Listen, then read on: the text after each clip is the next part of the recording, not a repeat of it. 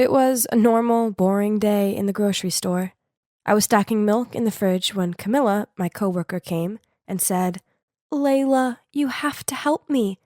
I have this date tomorrow night, but I'm busy. Could you please go instead?" Wait, what? I don't even know your date. Besides, I have a boyfriend. Lincoln, remember? Then she began explaining to me about this dating service, and she assured me it was 100% legit. It was mainly lonely men who just wanted some company. All I had to do was talk to them, and of course, there was a strict no hugging or kissing policy. At the end of the date, they'd pay me. No thanks. No way I was gonna do that. After my shift, I went home to see my landlady lingering in my doorway. She started yelling at me that I still owed her 5 months' worth of rent, and if I didn't pay it by the end of the week, she'd kick me out. I begged her to give me more time, but it was pointless. My God, what to do? Where could I get that much money on such short notice? Oh, wait a minute. What about Camilla's dating service? It looks like I was out of choices, so I called her and agreed to go on the date. So here I am, on my weird date night. I put the most basic dress I could find on. Oh boy, I sure felt nervous. I have no idea what to say and how to act. Oh, that must be him. My God, Camilla! How could she forget to mention that the guy was in his 50s? People would think he's my sugar daddy. Ugh! Keep it together, Layla. I couldn't back out now, as my home depended on it. So, I slowly approached the man. At first, he looked surprised. That figures. I mean, he was expecting Camilla. I explained the situation to him, and he wasn't mad or anything. He just smiled at me, and we started chatting. He's called Mr. Hall. He lost his wife 2 years ago, and ever since then, he's been feeling lonely and needed someone to talk to. So that's why he started using this service. He was actually pretty easy to talk to, so the night quickly went by without any problem. After the date, he handed me an envelope and told me how grateful he was to me for listening to his burdens. I was itching to go home and open the envelope, but then he started going on about his heartbroken son. Suddenly, he was asking me if I'd talk to him. Obviously, I refused as this was a one-time thing to help out Camilla. Besides, I have a boyfriend. Speaking of which, he'll be so furious if he ever finds out about this. The next day, I paid the landlady 2 months' rent and assured her I'd have the rest with her soon. But to my shock, she just scowled at me and forced me to pay all at once. Well, guess where I am now? In a cafe, waiting for Mr. Hall and his son. Ugh. Oh, there he is. And that must be his son. Geez, could he look any more annoyed? Hi, I'm Layla. Nice to meet you. Save it. I'm only here because he forced me to. So just let's get it over with. Layla, thank you for coming. This is my son, Leon. Please don't mind his attitude. Then Mr. Hall left us alone. Man, Leon was hard work. Any questions I asked him, he just shrugged or snorted. Then, when he finally spoke, he sarcastically said, "So, Layla, I hope the money's worth it." What? How rude! Then he continued, "You must be desperate. Don't you feel ashamed of yourself?" Ah, he was the rudest person I'd ever met. But yes, I was desperately in need of money. So I took a deep breath and started telling him about myself. When time ran out, I said goodbye to him and left. What an unpleasant experience, but at least that was the end of it, right? Wrong, as Mr. Hall asked me to meet him several more times. Who was I to argue? I mean, I needed the money. But Leon was getting on my nerves, as all he did was slouch in his seat, slurp his drink, and say nothing. So, it was down to me to do all of the talking. I began telling him all sorts of things, about my past, my family, and friends, and even about my future plans. And Leon just sat there listening to everything, supposedly. Luckily, it finally ended, and Mr. Hall paid me so I never had to meet Leon again. Because the last few weeks had been taken up with dating Mr. Hall and his son, I hadn't seen much of Lincoln. So, at the weekend, I invited him over to mine and cooked for him. We were sitting on the couch hugging while watching a movie when Lincoln said, in a serious tone, "Layla, we need to talk." But then suddenly my phone rang. It was Mr. Hall. I quickly rushed to the balcony to pick up. He wanted me to be Leon's +1 at his eldest son's wedding, and he was willing to pay double? Ugh, that sounded awful, but Besides rent, I also had to pay for college fees and food, and my measly income from the grocery store didn't come close to covering it at all, so I reluctantly agreed. When I returned inside, I asked Lincoln what he wanted to tell me. He hesitantly said that he had to go on a business trip for 2 weeks. Well, maybe it was for the best, so I could go with Leon without worrying about my boyfriend. Ugh, I felt so guilty. I swear this would be the last time I was going to do this. Leon arrived to pick me up, and as soon as he saw my dress, he insisted I couldn't wear such an ugly thing.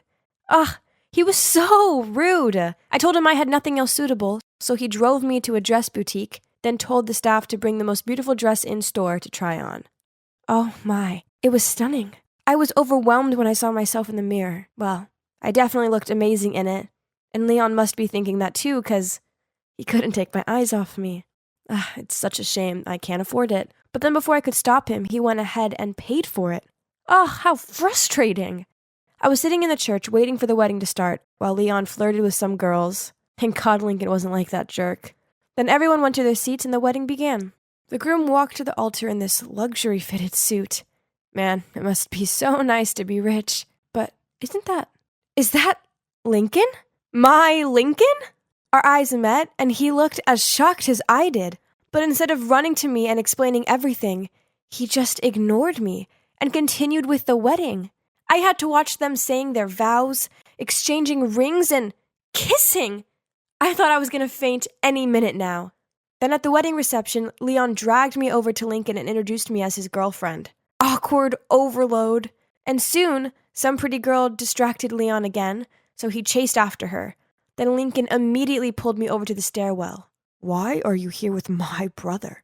Were you cheating on me this whole time? Seriously? What about you? I'm not the one who just got married. Let me explain, it's not what it looks like. Right at that moment, Leon appeared and asked why we were here talking. I muttered out some story about trying to find the bathroom. Then I told Leon I had a headache and asked him to take me home. This was so confusing. How could my perfect boyfriend now be married to someone else? He kept on texting me saying he wanted to meet up and talk. I guess I needed to at least hear him out.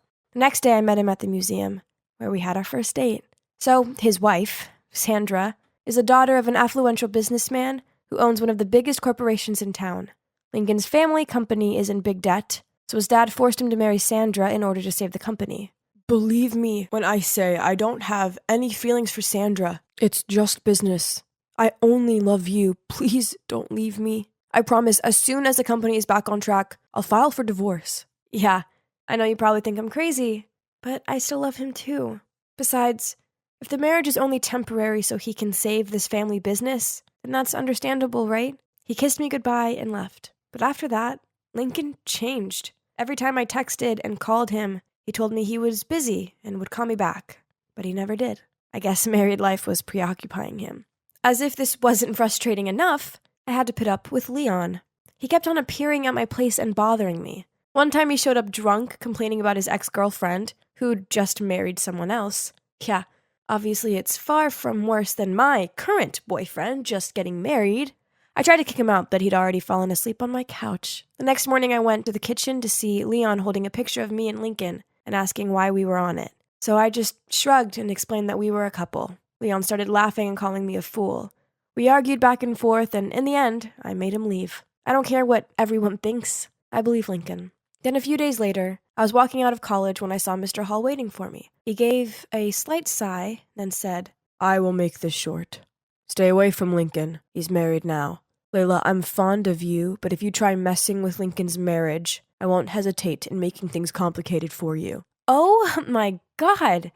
I can't believe Leon snitched on me. Ugh, what a giant baby. In anger, I took out my phone and gave him a piece of my mind. Oh my God. I can't believe you told your dad about me and Lincoln. You're such a jerk. Just leave us alone and mind your own business. If you trust Lincoln, then that's on you. But he's not as innocent as he makes out. He and Dad would do everything for the company. What did that mean? I hung up without letting him say another word. This jerk didn't even try to cover up his action. I couldn't just let them do this. I needed to fight for us. So the next day, I walked straight into Mr. Hall's office, even though his secretary tried to stop me. I told him right to his face that I would never give up on Lincoln despite his threats. And you know what? Forcing your son to get married just to save the company makes you a coward. Mr. Hall burst out laughing. Well, what came next was far from funny. Turns out it was Lincoln's idea to marry Sandra. Leon was right. Both of them would do everything for the company. Another thing, Leon didn't tell Mr. Hall about Lincoln and me. He saw us talking at the wedding, so we hired someone to investigate us. I was totally wrong about Leon. Right at that moment, Lincoln walked in and stopped dead on seeing me. Layla, what are you doing here? You liar. I can't believe I trusted you. Please hear me out. I took the iced coffee from Mr. Hall's desk and splashed it in Lincoln's lying face. We're done. Overcome with emotions and feeling like a massive fool, I rushed to the nearest bar to drown my sorrows. I was about to down my 4th shot when a hand stopped me. Can Lincoln just leave me alone? But when I looked up, it was Leon. Why are you so good to me? I mean, I blamed you for telling your dad. You should hate me. Because I like you. I felt like the room was spinning upon hearing his words. Then everything slowly came to light. Leon was devastated when his girlfriend broke up with him. But then he found out she did it to be with his brother. Yes, you heard me right. His ex was none other than Sandra. At first, Mr. Hall forced Leon to marry Sandra for the sake of the company. Even though Leon was crazy about her, he didn't want to marry her under those stipulations. Lincoln overheard their conversation, so to gain his father's trust, he charmed Sandra away from Leon. Oh my God, this family was crazy. I didn't want anything to do with any of them ever again. So I just rejected Leon's feelings, ran straight out of the bar, and cut off totally with all of them. So what now? Well, I graduated last month. So after that, I decided I needed a fresh start in a shiny new city. So far, so good. I have a new job, which I adore. And it's so good knowing I'm not going to run into that jerk Lincoln or his dad. I know what you're wondering. What about Leon? Well, one day, I was walking out of my apartment when I saw a familiar face. Yes, it was him. Turns out when Leon heard that I was moving to another city, he moved too. I thought it was sweet that he was willing to leave his family, friends, and job behind just to be with me. Maybe it's time to gradually open up to him, don't you think? Well, time will tell. Too bad my story has to end here. Ow. Jess, can we please take a break? 15 minutes, okay? I'll go grab some Oreos. Our favorite! Ugh, I hate chemistry. And it doesn't like me either. The only thing I know is that cafe has 2 chemical elements in it. Calcium and iron. My parents are freaking out that I'll fail it. I don't know why. I mean, it's not like I want to be a scientist or anything. Anyway, they asked Jessie to tutor me. Currently, my grade's still lingering around the F mark, but there's no way I'm finding a new tutor. Why, you ask? Well, because Jess and I are the perfect match. We're both addicted to online shopping and love to read about the latest scandals to hit social media. And that quickly turned us into best friends. And this is my ABCDEFGH boyfriend, Bryce, which means attractive, brilliant, cute, darling, elegant, funny, gorgeous, and hot. I love him. So you're probably wondering how I met such an awesome college boy. Well, it's all thanks to Jess, really. As turns out, she's one heck of a wingwoman. So one time during the break, Jess was looking up her college forums when I spotted Bryce in one post. Wow, that's a hottie! You know him, Jess? I pointed at the post. She then replied, "He's so your type, right?" That's Bryce. I heard he's still single. Go for it.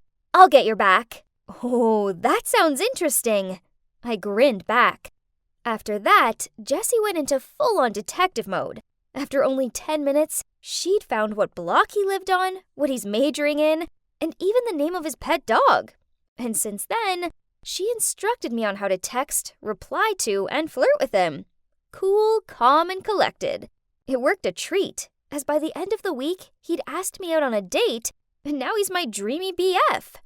He might look like the bad boy type, but underneath it all, he's sweet and shy, just like Edward Cullen. Aww. And guess what?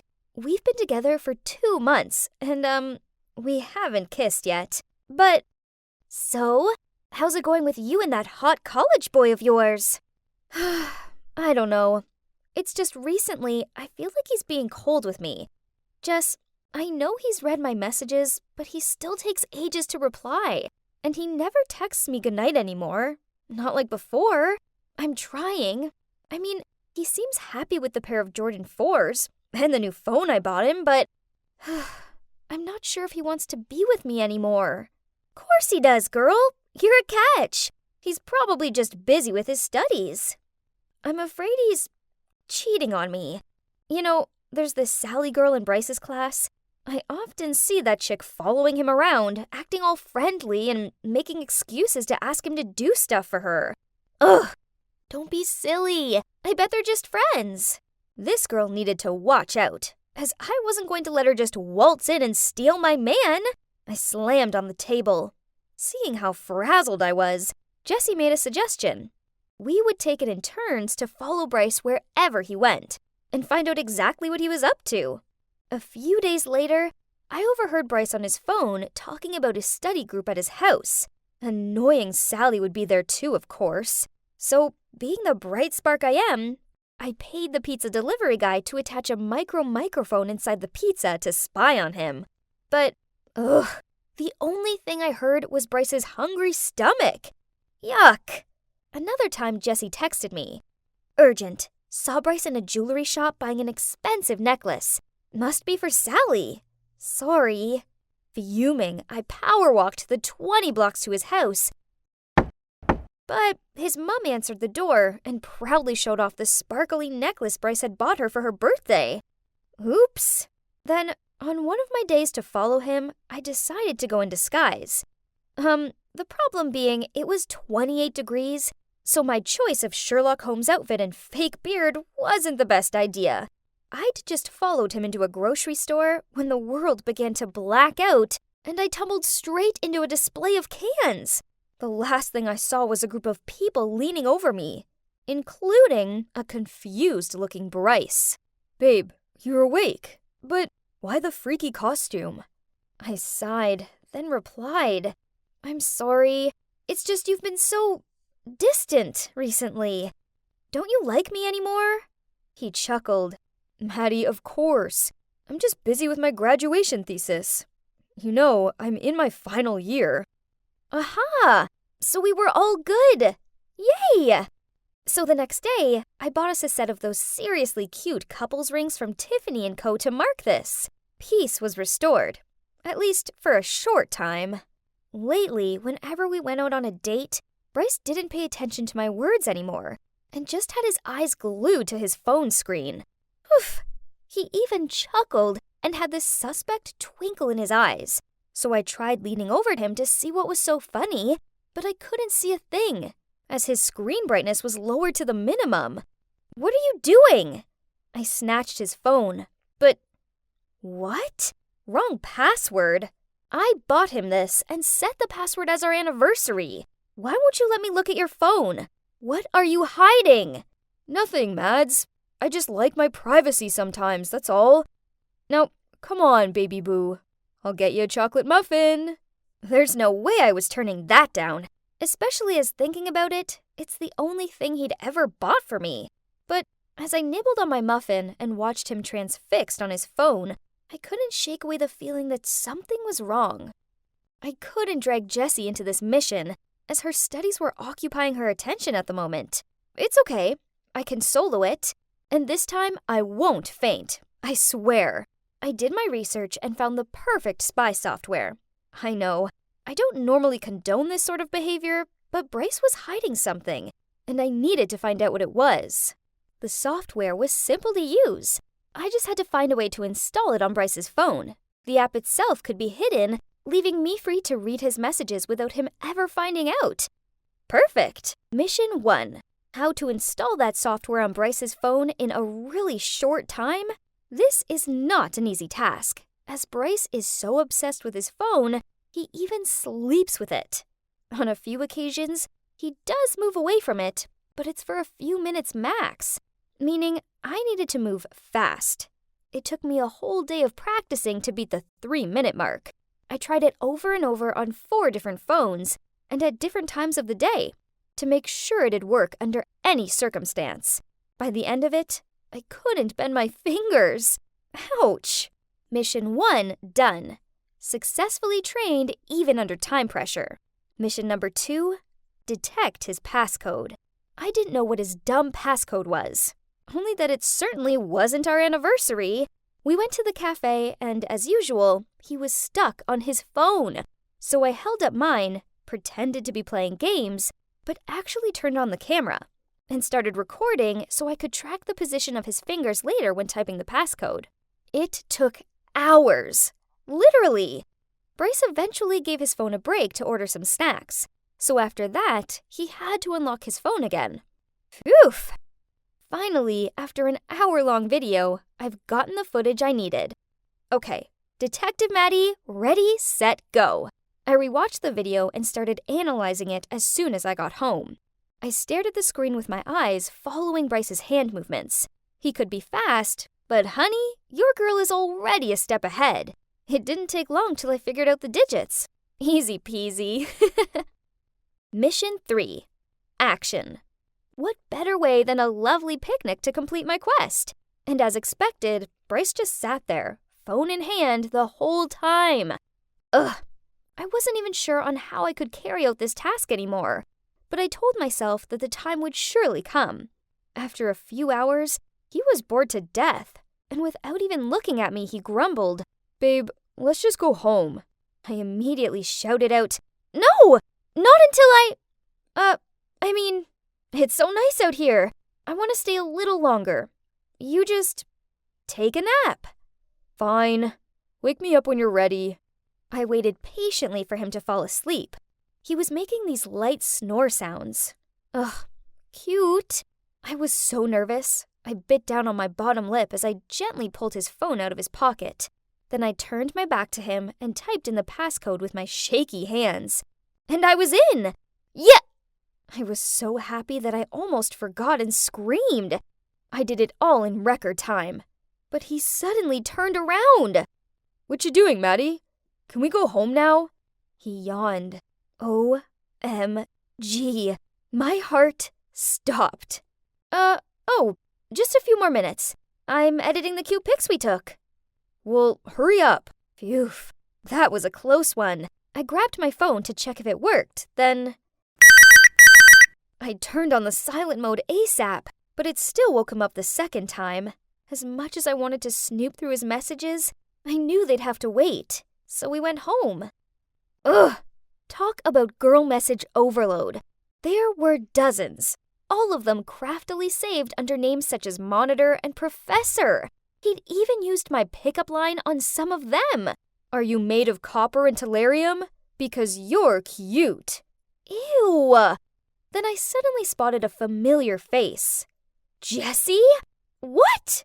My bestie was secretly dating my BF? My heart sunk. This sucked. It didn't make any sense. If Jessie liked Bryce from the start, then why had she encouraged me to flirt with him? Jeez, the messages between them went way back. Then I saw one that broke my heart all over again. Maddie's family is loaded. Baby, let's pretend to be her BF, and she'll buy you whatever you want. Just don't take it further. So that explained his shyness, why he hardly looked at me, and why after 2 months of dating he hadn't tried to kiss me. Then a recent message from Bryce to Jessie caught my eye. "She's so boring. I got us enough money now, so gonna dump her next week." How dare they? Only, unbeknownst to Jessie, Bryce had dozens of girls on the go. Actually, he was meeting this girl called Tiffany at the movies tomorrow night. It was time to get revenge. So pretending to be Bryce, I texted all of the girls, including Jessie, to come to the cinema at 8 p.m. tomorrow. I borrowed my dad's baseball cap, wore my oversized sunglasses, and arrived there early, so I didn't miss the show. I even bought some popcorn and a Coke, as I wanted refreshments to watch this blockbuster. Then, at 8 p.m. sharp, Bryce strolled over, and boom! The girls arrived one by one, figured out what was going on, and started arguing with him and each other. Tiffany threw her popcorn over his head. Hilarious! And another girl called him a jerk and whacked him with her handbag, while the others were shouting and pulling his hair. And me? Well, I lurked, in the background, and secretly filmed it all. Oh, sweetheart, you're so dead! Wow, Jessie, our main character, has appeared. She took one look at the circus going on in front of her and instantly looked like a lion ready to pounce. She stormed up to Bryce, pinched his ears, and dragged him while in a high-pitched voice he said, "Ouch! Ouch, Jess! It's you who taught me all of this! I'll call you later, babes!" When these two almost passed me, I pulled off the cap and shades and jumped out at them. Voila!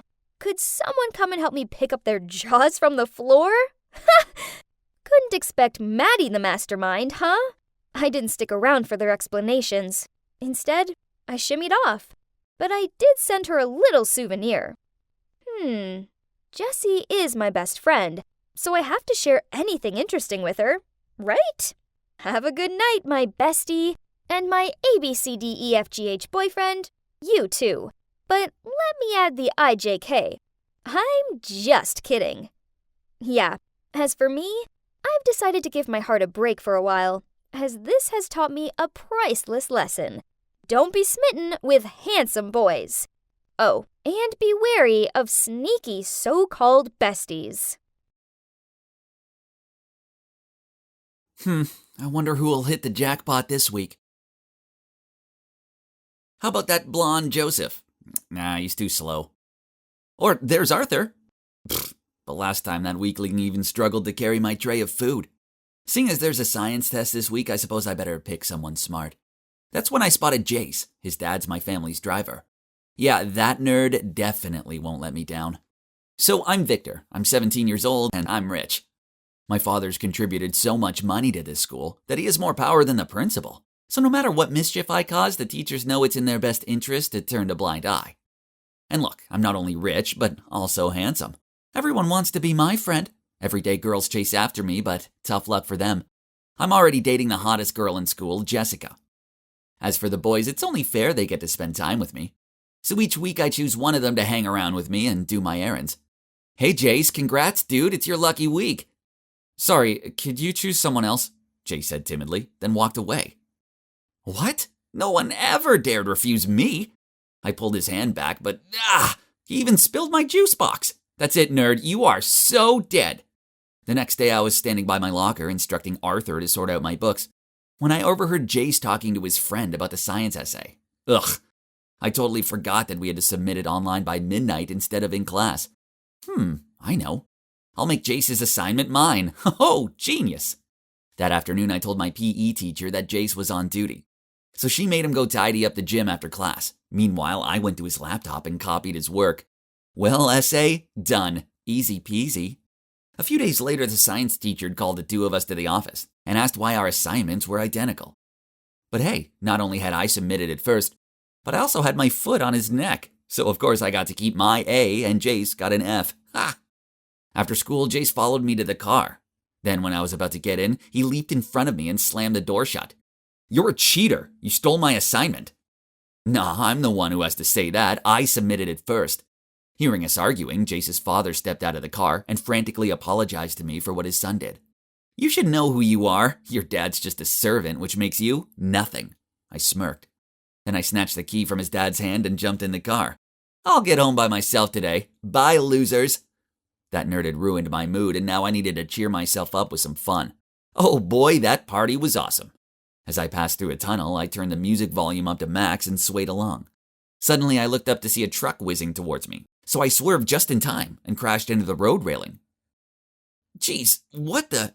I mumbled, then got out of the car. Anyway, I left my car there and got an Uber home. But hang on. Why was everyone driving on the left side of the road today instead of the right? Maybe the combination of alcohol and dizziness was making me imagine stuff. I opened my eyes and stretched out my arms. Ouch! This wasn't my room. In my drunken haze, I must have wandered into someone's shabby home. I rushed out of there and ran downstairs to find my mom and dad in the kitchen having breakfast. Victor, hurry up, else you'll be late. Oh, don't forget you're helping your mom out in the grocery store after school. What's with all this role-playing? Where am I? Terrified, I ran outside to check. What? The address is correct, 138 Riverside, but my house was a magnificent mansion. What's this hovel? Surely this is just some dream, right? I rushed back into the house and shouted, "Mom, Dad, what's happened to our mansion?" "Son, are you dreaming?" "Haha, us rich enough to have a mansion. Now that's an unlikely thought. Now go change your clothes and I'll take you to school." "No way. This was just a bad dream. Which often ends when we reach another location, right? Maybe when I get to school, everything will return to normal." Oh, school looks exactly the same. I was so relieved. I walked along the corridor and greeted people. Huh? Why were they blanking me? Ugh, have they forgotten who's the boss around here?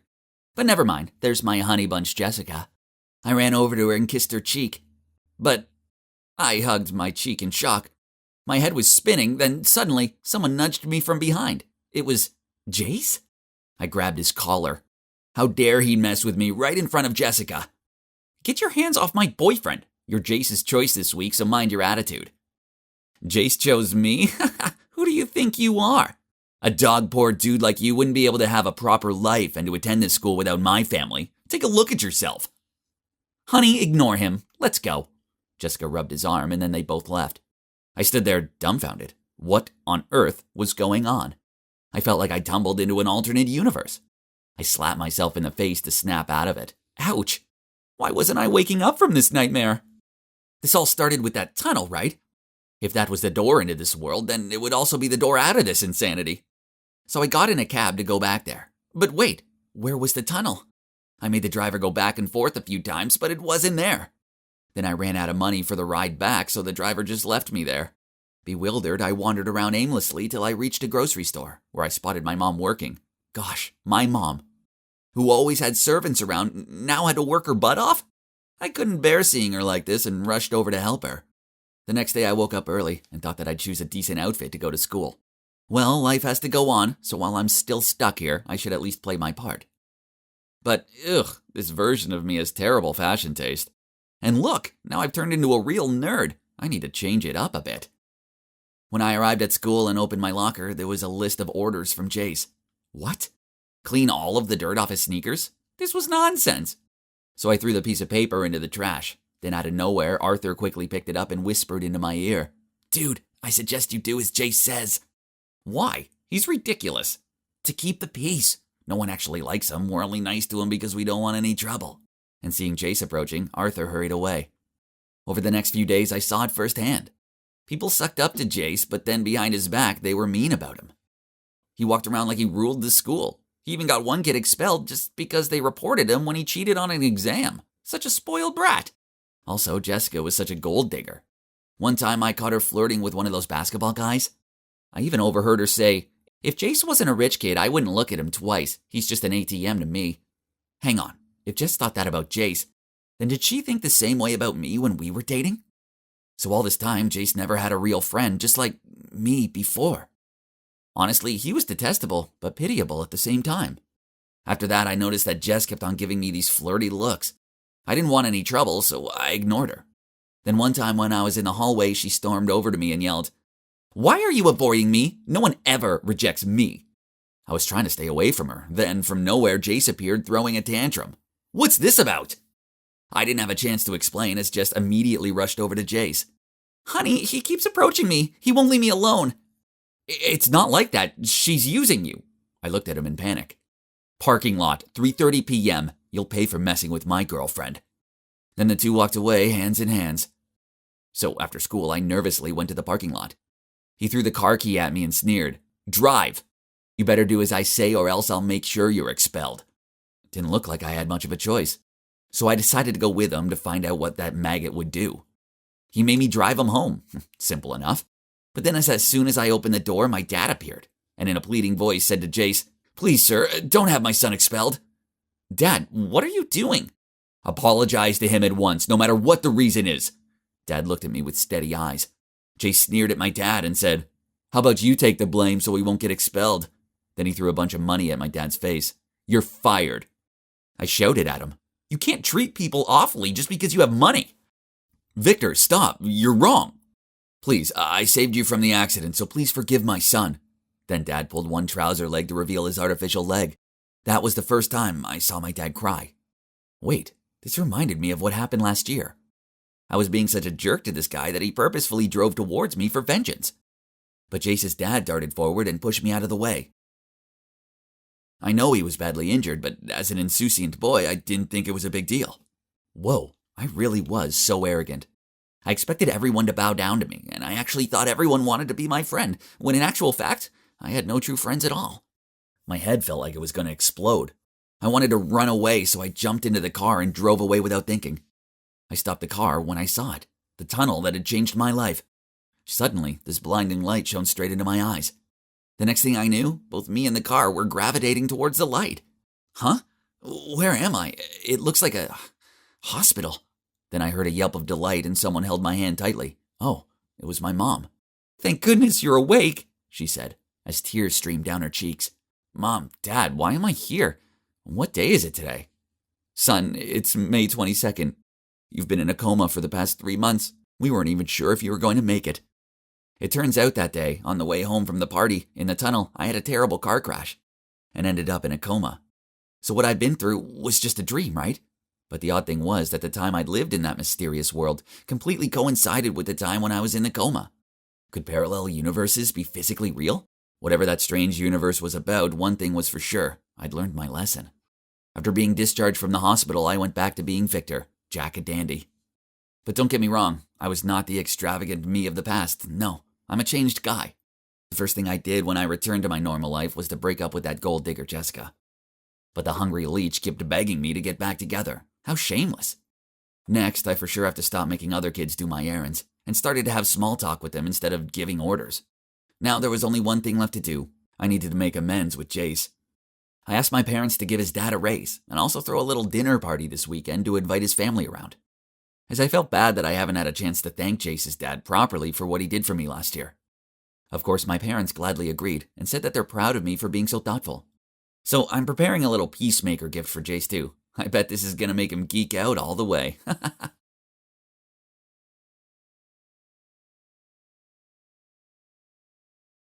Why haven't the results of the sketch contest been published yet? Hey guys, the results are over here. Frantically, I ran to the results board. Julie Morris, the first place on the list. Phew! Congrats, Julie. You deserve it. You're both pretty and talented. Is there anything you can't do? Oh, how I adore receiving high praises from everyone like that. But what's that sound? I turned around and it was just Kate. Normally she'd win for sure, but let's check out her rank. Oh, here at the bottom. It was all because of the school logo in ink on the body of the pencil she used that day. Kate's hands got sweaty easily, so in drawing, the ink stained her hand and she accidentally smeared it all over her paper. Poor you, Kate. But you know what? I'm just simply better than you.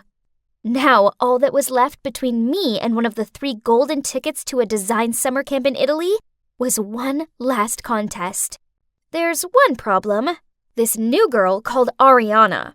Unfortunately, just so happens to be a talented designer. Julie, are you okay? Miss, Julie fainted. A boy shouted loudly and frantically took me to the first aid room. Yeah, so now here I am. But hey, don't worry, actually. I'm not ill at all. I was just pretending so I could skip PE class to carry out my plan. As I walked into class, I saw everyone buzzing around Ariana's desk. I asked my friend what happened, and she said someone had spilled coffee all over her drawing. Ariana was all panicking and kept checking her watch. She'd still have to redraw it, but time was running out. Suddenly, a voice said, "Hey, someone dropped a necklace here. Maybe that's who did all this?" Subconsciously, I touched my neck, and uh-oh, it wasn't there. Then there was a hand on my shoulder that startled me to turn around. It was Rebecca.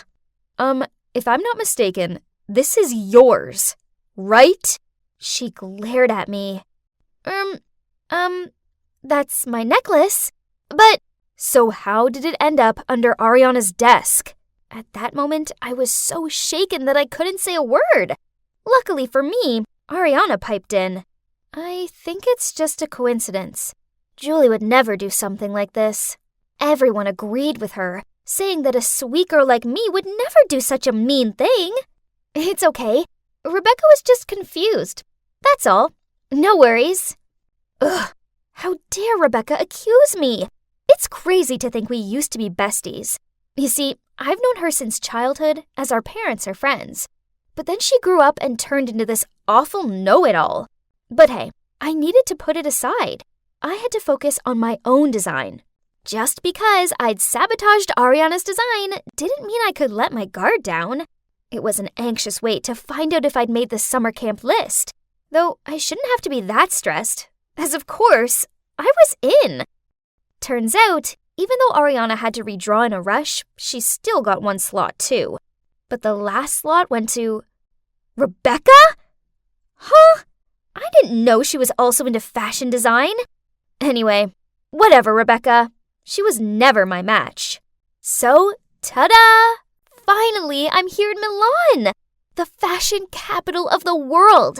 And guess what? During the summer camp, there will be various competitions, and the best will win a scholarship to the Polytechnic University of Milan.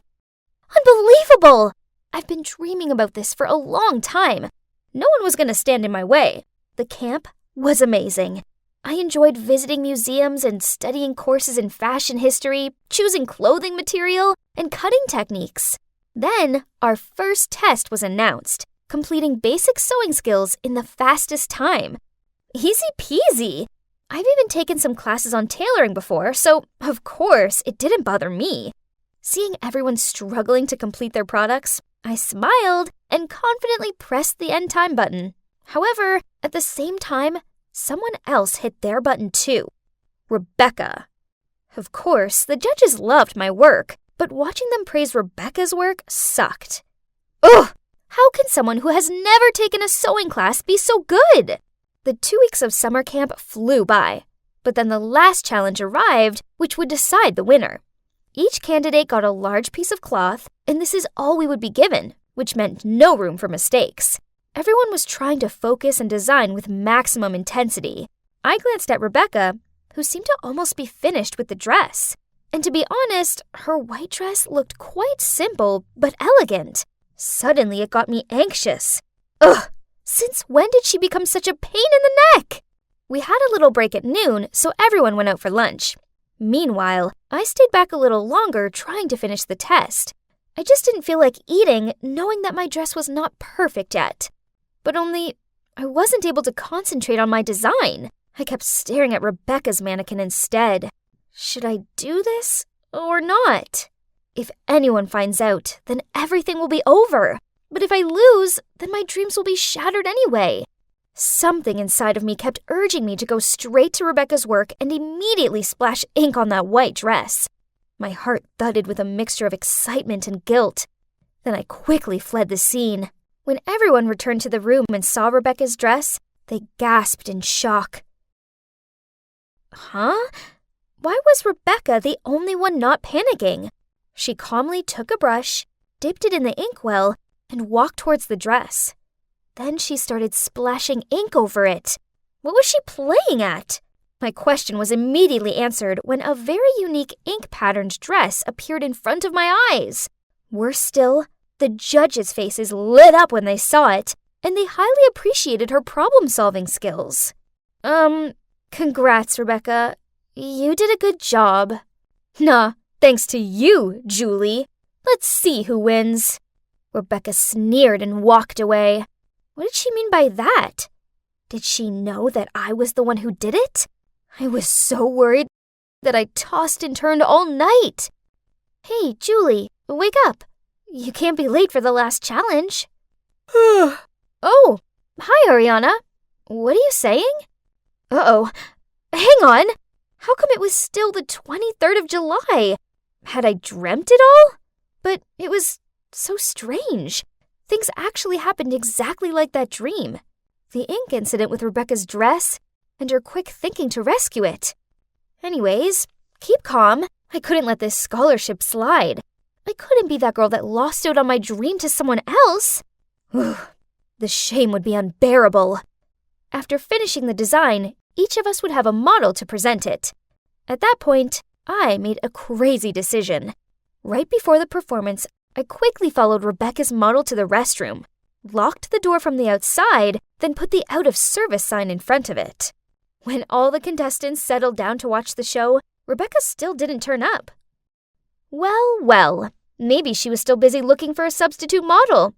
Give up yet, Rebecca? I was laughing to myself when my thoughts of victory were interrupted by applause and whistles. Huh? On the catwalk. Is that Rebecca? Wearing her own design? Ariana whispered into my ear. Rebecca is stunning. She totally deserves this scholarship, right, Julie? What? How could Rebecca surpass me again? Hey, Julie, wake up. You can't be late for the last challenge. What? It's still the 23rd of July? Hang on. This meant Rebecca hadn't won yet, and I still had a chance. This time, I decided not to mess up Rebecca's dress. Instead, I looked up online some ideas to improve my own design, and I discovered a wonderful design on a fashion blog, which was quite similar to what Rebecca was doing. Ha! Turned out Little Miss Perfect was just an idea thief. So I decided to design the exact same dress, and 1 hour right before the show, it was time to pull the trigger. I reported to the judge that Rebecca stole my idea and claimed myself to be the owner of that blog. But instead of any sign of panic, a smirk lit up on Rebecca's face as she turned to me and said, "Game over, Julie." Then she went straight to the judge. I didn't know what she told them, but they disqualified me right after. Excuse me? I couldn't breathe or think or anything. I pointed at Rebecca and yelled, "She's the thief! There's something wrong here!" Then Rebecca calmly approached me. "Nice try, Julie, but your dirty tricks won't fool me. I know it was you that ruined Kate and Ariana's projects. And guess who is the real owner of that blog? Yep, me." I stared at her in shock as she continued to talk about the real reason why she stopped being friends with me. She said it was all because of my jealousy, which had turned me into such a mean girl. "Julie, you're beautiful and talented. You need to believe in your own abilities instead of sabotaging other people's work. Don't be that type of person." I woke up sweating. I reached for the phone and it was still the 23rd of July. Ugh! Would this day please be over already? But maybe this was good, as this meant I had a chance to put things right. Lunchtime arrived, and I lingered behind and looked at Rebecca's perfect dress. I hovered my hand over the ink bottle, but then I left it where it was. Sighed, then walked back over to my own dress. So, what happened? Well, Rebecca still won, but you know what? It's okay.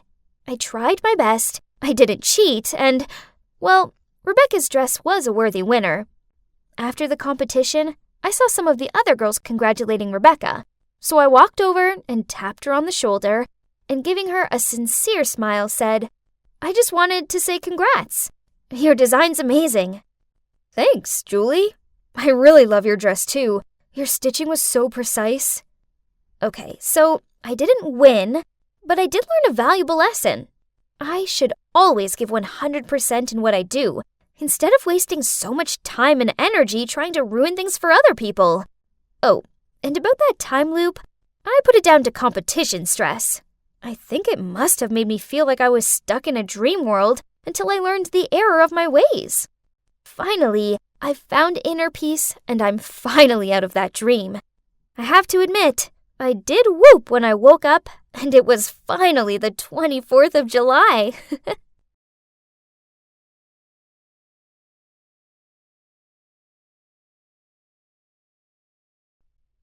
This was like a dream come true. That gorgeous man in front of me is Ethan, my crush since I was just 14. Back then, Ethan was my dad's business partner, so he'd often come over to our house for dinner. For years, I adored him in secret. But now, at 19, I could finally be honest about my feelings. So, when I ran into him by chance in the grocery store, I felt like it was meant to be. He invited me for a drink in the cafe nearby, and we instantly hit it off. We started dating, and now we're an official couple. There's just one thing that worries me. Ethan is recently divorced and has a 10-year-old daughter, Clarice, who he has full-time. While daydreaming, I couldn't hide away from the thought of being someone's stepmom. Oh my, I didn't want to become a mom yet. Don't worry, Clarice is a cute kid. I just know you two will get along. Clarice gave me a devious smile the moment she saw me. Another fish got hooked. Huh? Hey, that's not the right manner. Apologize, now! Ethan immediately said. Clarice let out a loud, ugh, then reluctantly apologized. Great! When has it ever been easy to be friends with a naughty 10-year-old girl? I understand this better than most, as I have a little sister. She's either giving me a headache or crazing at me for candy, and I could tell that Clarice was going to be no different. One day, Ethan called me in a panic, saying he had an urgent business trip. They informed me at the very last minute. I didn't have time to find a babysitter. Can you help me take care of Clarice for a few days? What? I've only just met the girl, and now I have to mind her for a few days? I still didn't know what to say when Ethan continued. I'll make it up to you after this. And then, the next thing I knew, Clarice was at my front door. Oh gosh, somebody help me! Well, you know those girls that age, like my little sister? I kept pouring out while Mike just smiled and slightly shook his head. I have to make her like me to win over Ethan. So, lovely Mike, can you please come hang out with us? Seriously? Please? Aren't you good with the ladies? Fine. You know I can't say no to you. I took Clarice to a theme park. She frowned the moment she saw Mike. Who's this? I don't like strangers. I smiled and said, this is Mike. He's really cool and I don't care. Cindy, what kind of situation did you drag me into? Man, I had to ask myself that question. This wasn't what I envisioned it to be. The outing turned into a competition between them. Clarice challenged Mike to play game after game with her until she won. In the end, they played with the water guns, and I knew for sure Mike let her win. But as soon as he let go of his water gun, Clarice squirted water all over him, leaving him completely drenched. Oops. What on earth is this? That's the price for the loser. Okay, Cindy, that's enough. Have fun. And he stormed off. Oh no, what have I done to him? I stood there dumbfounded, staring at Clarice. Okay, so it was kind of funny, but I couldn't laugh at my poor friend. I want ice cream. Clarice grinned, then skipped away. Ice cream. A girl after my own heart. On the way home, we talked so much about her fave show, The Babysitter's Club, and how Stacy is her favorite character. Maybe the day wasn't so bad after all. A few days later, Ethan returned, and I was really excited to see him. Thank you so much for taking care of Clarice. Meanwhile, I noticed Clarice was slowly backing out, with an awkward look on her face. I thought she'd be as happy as me to see him, but it didn't seem that way. Darling, are you okay? Are you sick? I'm okay. I need to go to my room. After that, at dinner, the question, "Are you sick?" was raised no less than 10 times, and it made me feel sick too. I said I'm not sick, and I don't want to see a doctor. Ethan, I think Clarice is fine, so maybe stop asking her. Hearing that, Ethan seemed uncomfortable and turned away. Weird. What was wrong with them? Maybe this was just something they did. Whatever it is, I wasn't enjoying this heavy atmosphere. The next day after lunch, Clarice was helping me clean the table while Ethan was packing to go on his next trip. She insisted on washing the dishes while I said goodbye to Ethan. We were hugging in the doorway when suddenly I heard a loud scream coming from the kitchen. Ethan and I both rushed in there and saw Clarice crying as she gripped her hand. Ethan frantically asked, "What happened?" while I quickly searched for a first aid kit. I was washing the dishes, but I accidentally cut my hand. Cindy, I'm sorry. I wasn't being careful. Please don't punish me. What? What was she talking about? Ethan seemed to have the same question as me. Cindy always makes me do the chores. She told me if I do them badly, I can't have dinner. Huh? Why was she saying things that weren't true? Turning pale with shock, I muttered out, "No, that's not true. I don't want to stay here. Dad, let me go home." Clarice interrupted me as she was crying harder. I'm so sorry, but I have to go now. I don't even know if you're lying or not. "How can you say that to me?" Clarice shouted. "You monster!" Then she ran upstairs. I stood there not knowing what to do. My brain couldn't process what just happened. Ethan looked at me and sighed. Why didn't he say anything? He didn't honestly think I was capable of doing that. Did he? I decided I needed to confront Clarice about this. So I went up to her room and calmly said, "Clarice, why did you say that?" "You forced me to do all the chores." "What? How can you lie like that? I never do such a thing." "Oh, but are people gonna believe you or a poor little girl?" Oh my God. There was me, thinking she was a sweet kid, when in actual fact, she was the complete opposite. I rushed outside and, shaking, I pulled my phone out. I called Mike and told him everything. "Oh boy, that kid is complicated. Maybe she doesn't want you to be with her dad. But even so, what she did was weird. I think you should stay away from them." But how to? I couldn't just run away. Besides, Ethan was on his trip, again, and I was in charge of her. So I kept my distance, no more talking or having fun. But it seemed that Clarice had other ideas. I was watching TV in the living room when Clarice appeared and pulled my shirt. "Cindy, I want you to play video games with me." The more silent I was, the harder she pulled. "No, Clarice, I'm not in the mood," I shouted. "Go play by yourself." Then I walked off. A few minutes later, Cass, a senior student, came over to give me some documents. We sat down and had some iced tea. Then suddenly, bam! And a cry. Oh no! Cass and I rushed to the noise. Clarice had fallen down the stairs in the basement and was surrounded by the laundry basket and dirty clothes. Cass quickly ran down there and helped her up. "Are you okay? What happened?" "Cindy told me to do the laundry in time. The basket was so full, so I slipped." No! I screamed inside my head when Cass gave me a concerned look. "Cass, please, I'll explain later. Can you please leave?" "Why?" I screamed at Clarice's face the moment Cass left. "If you don't play with me, you'll be a child abuser. You'll have to go to jail." Ugh, this is driving me crazy. Just a few days ago, she wanted her dad to take her away from here, and now she's blackmailing me for not playing with her? Right at that moment, Ethan called. Hi, Cindy. I just want to check on you too. Is Clarice sick or anything? Ugh, what on earth is this? Am I crazy? Or are these two actually weird? OMG. I need Mike. Now. "Please, take me away from here," I said as I opened the door for Mike. "Stop!" Clarice shouted. "You two can't go anywhere." "Oh, now you're telling me what not to do?" "If you go, I'll tell the whole world how badly you've been treating me.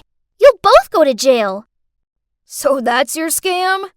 Her smirk disappeared. She turned pale and stuttered. No, it was my dad's." "Your dad's scam?" Clarice looked flustered as she realized what she had just blurted out. Then she quickly covered it up. "Nothing!" Mike sat down and looked at her with stern eyes. I stood there, waiting for the answer. My daddy made me!" Eventually, Clarice confessed. Turns out, Ethan was a professional scammer who scams young, wealthy girls into giving him money. Worse, he dragged his daughter into his scheme. The plan went like this. He used his handsome looks to flirt with the girls, then Clarice's cuteness to get the girls' empathy. After that, he would go on some last-minute business trip and ask them to take care of Clarice. Meanwhile, Clarice would pretend to be seriously sick. When Ethan arrived back, He would persuade the girls to hand over money for hospital fees, then he and Clarice would disappear out of their lives. At first, he told me to do what he said and he'd get me a bike. What about the abusing lie you made up? I asked, still shocked. I made up that excuse so Dad would take me away. I really like you, so I don't want his plan to work. Then why did you continue to act up? Because Cindy was mad at me, and I wanted her to play with me, so I pulled that trick again. Tears streamed down my face. Unbelievable! I voluntarily stepped into his trap right at the beginning. He didn't even have to do much. I felt like such an idiot. After that, we exposed Ethan. Clarice helped us too. Turns out, he's bankrupt, which is why his wife left him and why he's no longer my dad's business partner.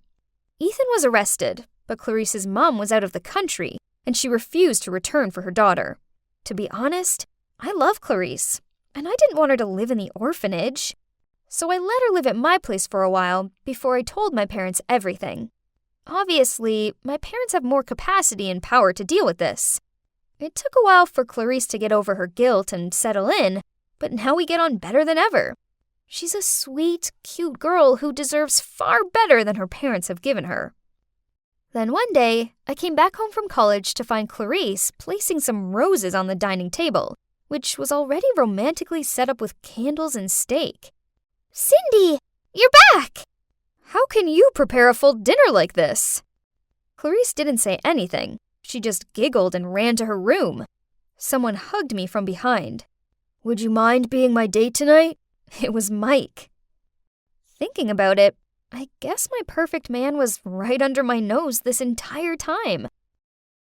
So, grinning, I turned around and replied, I thought you'd never ask.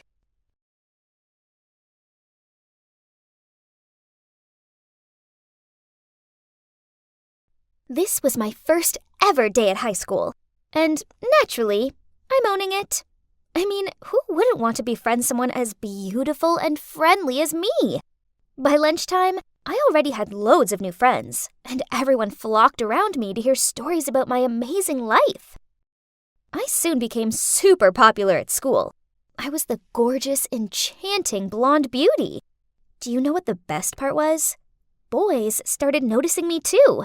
Even the captain of the basketball team, Mitch, took a liking to me. It makes sense. I mean, obviously, the best-looking boy in the school is going to be interested in the best-looking girl. And guess what? He's following me on my way home right now. Stalking me much, huh? Just wait for it. It seemed like my new life here in this school was going to be awesome. Well, Mandy. That was not an easy question, but you answered it perfectly. Great work.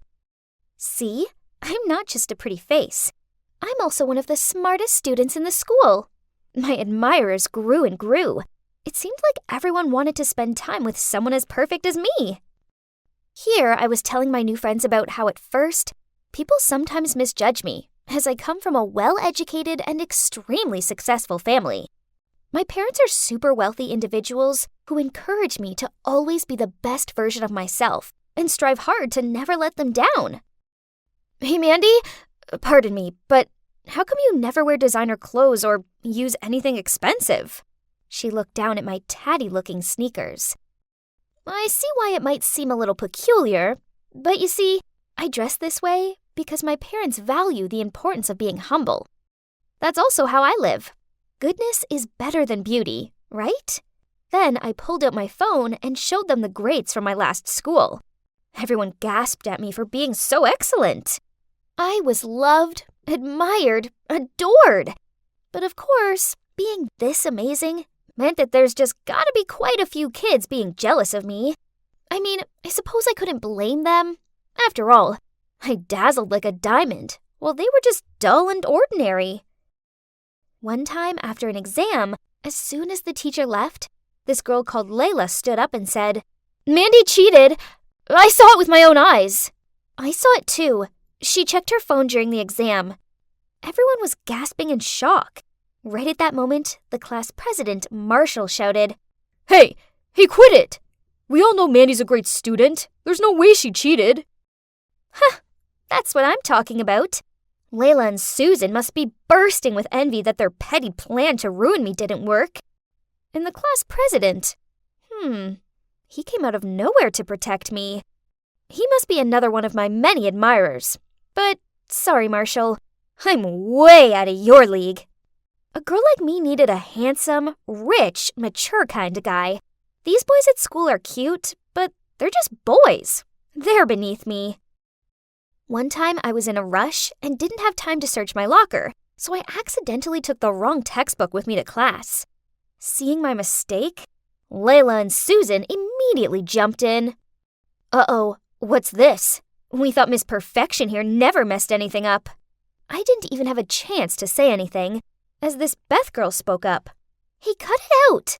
Who doesn't make mistakes once in a while, huh? Here, you can share mine. Oh, wow. This girl was kind of nice. It was good to have an ally to deal with Layla and Susan. So, at lunchtime, I joined Beth's table. We started chatting, and she was clearly fascinated by how amazing my life was. Great! Now I had a faithful sidekick. Hey, Beth, help me do the homework for today, okay? Again? I have to attend a very important party with my parents tonight. There will be politicians and plutocrats. I won't have time to do homework.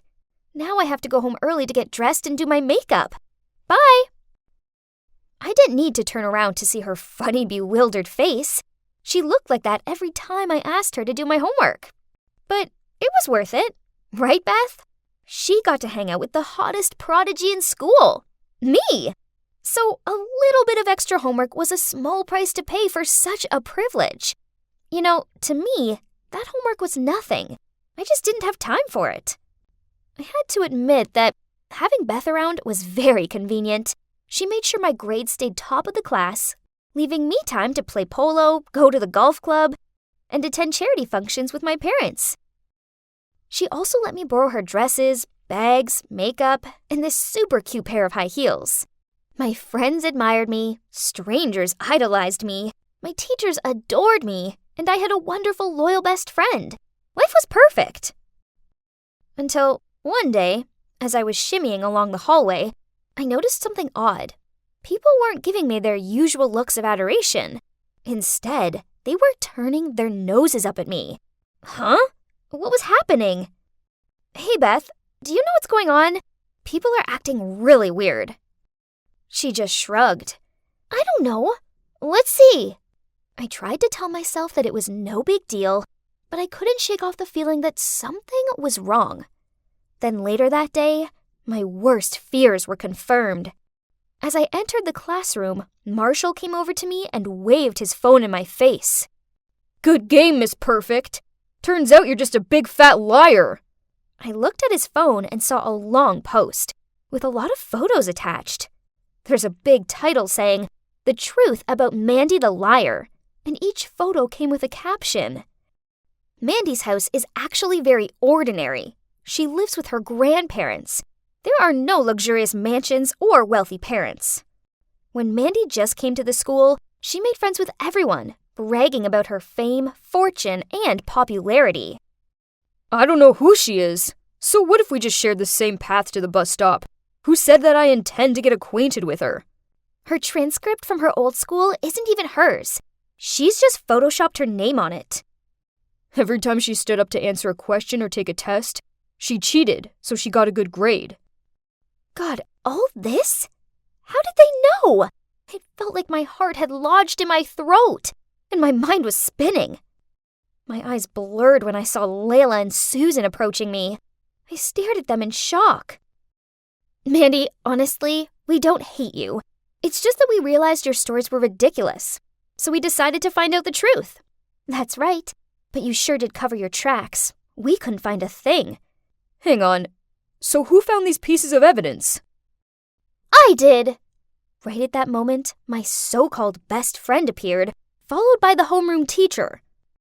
Mandy, I know you think I'm some desperate wannabe you can control, but no! I soon worked out that everything you said was a lie, so I gathered evidence to prove it.